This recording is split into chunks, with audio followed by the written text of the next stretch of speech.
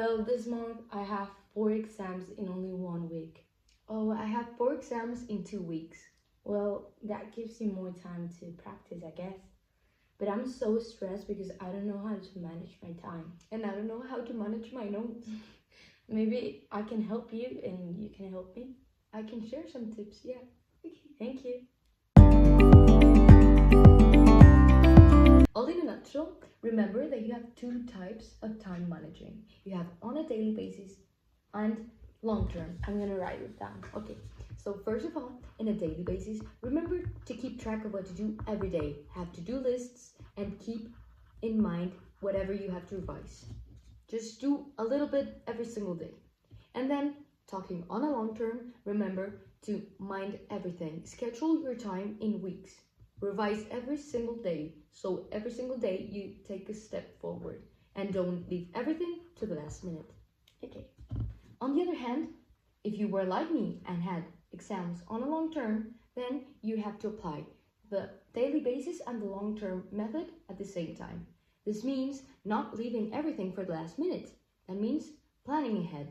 That way you structure your time instead of in days, in weeks. That way you know each week what you have to revise.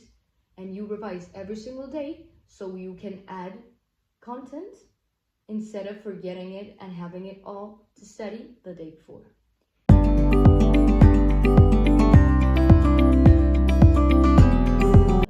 So now it's my turn to help you with your notes. So you have to keep in mind that learning is individual.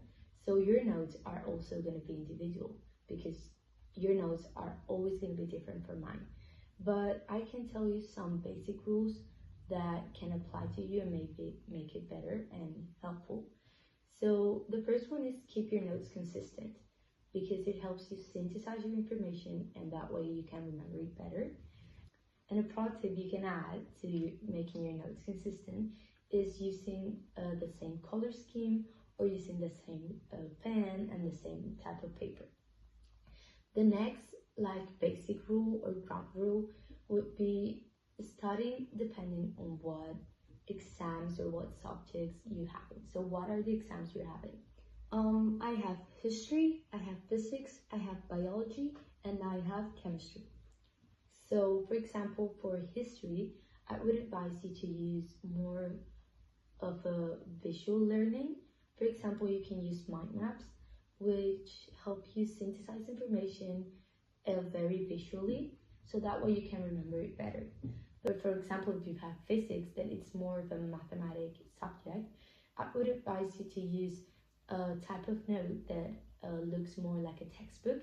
So that would mean having a page of key concepts, and these notes would be like a mix between notes you take in class, things you read in textbooks and lectures. Although you have these basic rules, these ground rules, you have to keep in mind that there are different types of learning. You have visual learning, for example, that maybe mind maps that for history, for geography, as we talked about. But you also have learning by doing, kinesthetic learning, or learning by hearing. Basically, you can record a video, reading your unit, and then play it back so you can remember it and you can hear yourself. But you also have what I told you, kinesthetic learning. So that's basically learning by doing.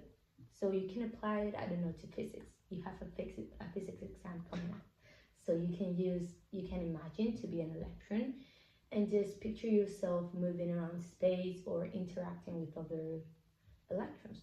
So that would basically be the different types of learning. But keep in mind, you can mix those. You don't have to stick only to one of them.